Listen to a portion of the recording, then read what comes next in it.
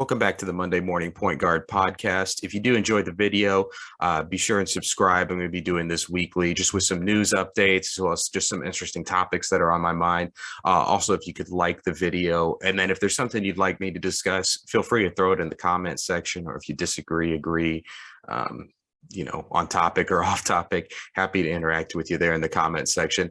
What I want to talk about now is the Lakers, and more specifically, Anthony Davis. So the Lakers, for a whole variety of reasons, have really struggled to start this year.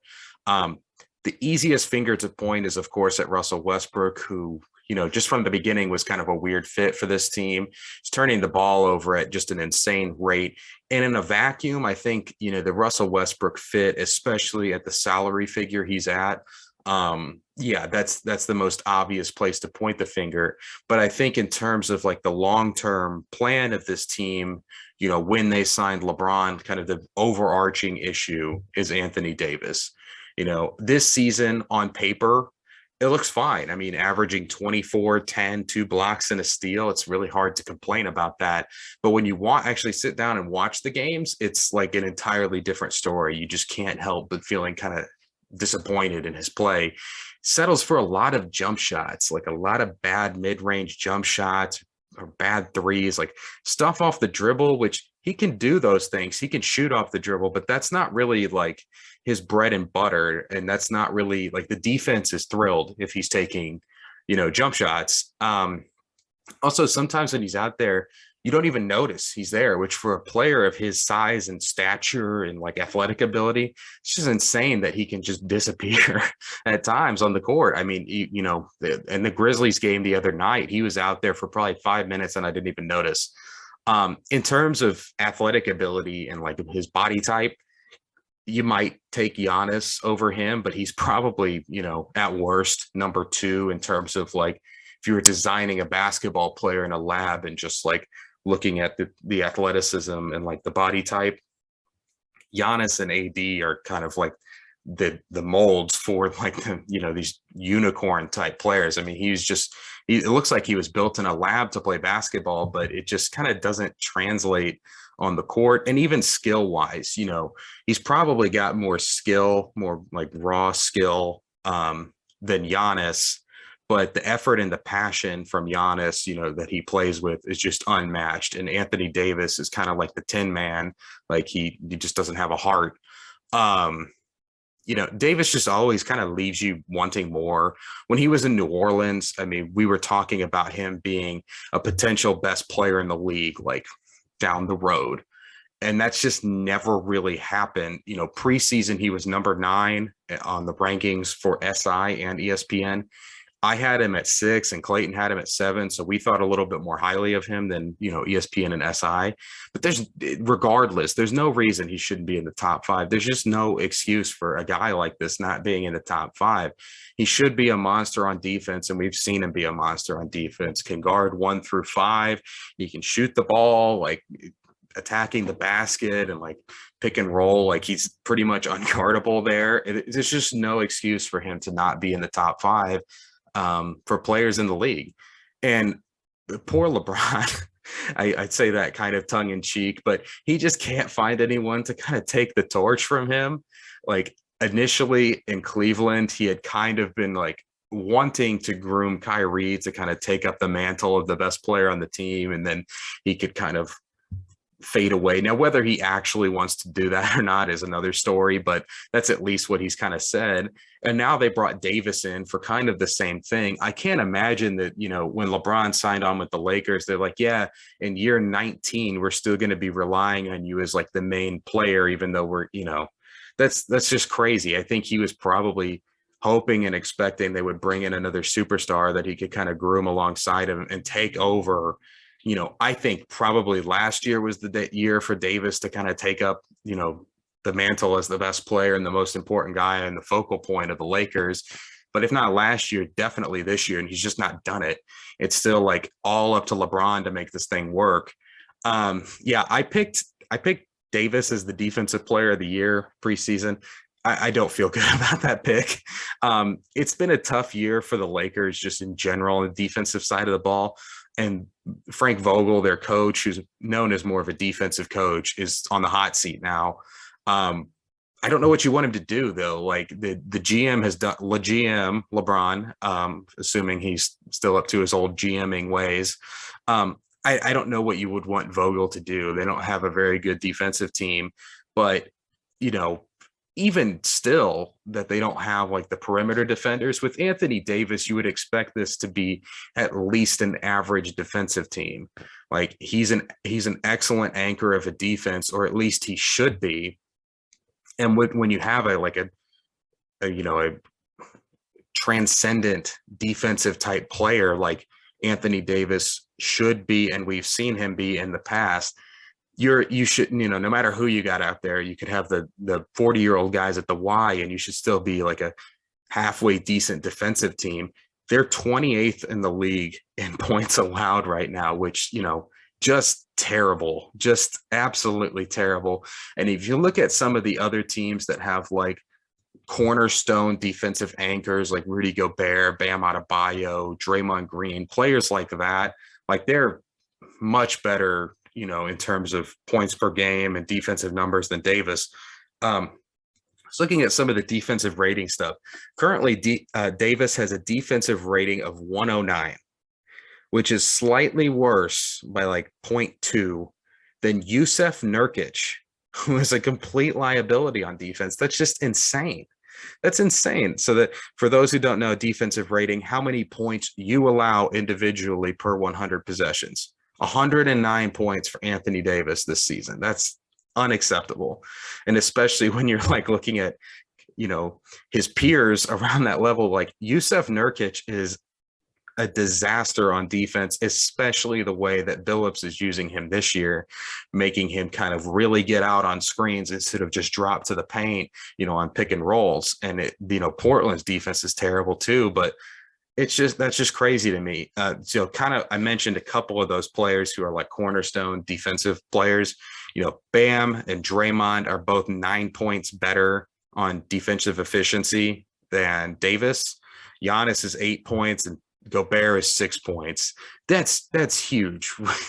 I mean, that is a huge difference, especially from a guy that, should be considered, if not the best defensive player in the league, one of them. Like he's not even in the same area as those guys. Another thing, like his refusal to play center full time has really hurt this team. And with that, you would expect, running two big guys, especially Davis at the power forward, you would expect them to be just the best rebounding team in the league, but they're not. Like they're one of the top teams in terms of overall rebounding, but 17th in offensive rebounding. That just can't be the case when you have two big guys down there. Now, granted, your big guys are DeAndre Jordan and Dwight Howard at this stage in their careers. Nothing too exciting there, but they had to do that. They had to bring in those guys because Davis is, I guess, too soft or unwilling to take on the punishment of being the full-time center. But this team would make so much more sense if he would. The Knicks, for instance, are 5th in offensive rebounding, and they run a two big lineup, and it's a much smaller, less physically imposing two big lineup than Davis and Dwight or Davis and DeAndre.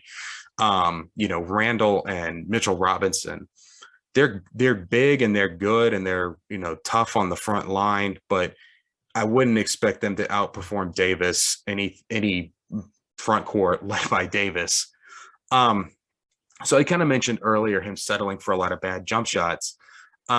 Davis is settling for a lot more of those weird mid-range jump shots this year, and he just really isn't hitting them.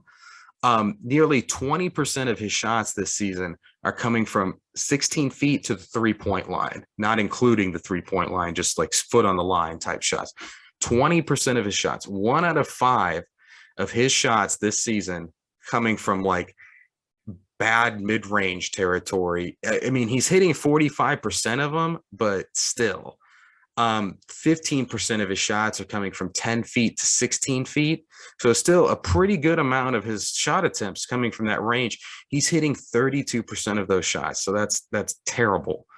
3-point wise, he's had a really bad year shooting the three. We've seen him shoot the three pretty well, but definitely shouldn't be something he's relying on. Only at 19% this season. He's only attempting two a game, so I'm not going to kill him on that. He's not making them and he's not taking them, so I'm not going to rake him over the coals for that. But the mid-range shots, he shouldn't be shooting 20% of his shots from 16 feet and out.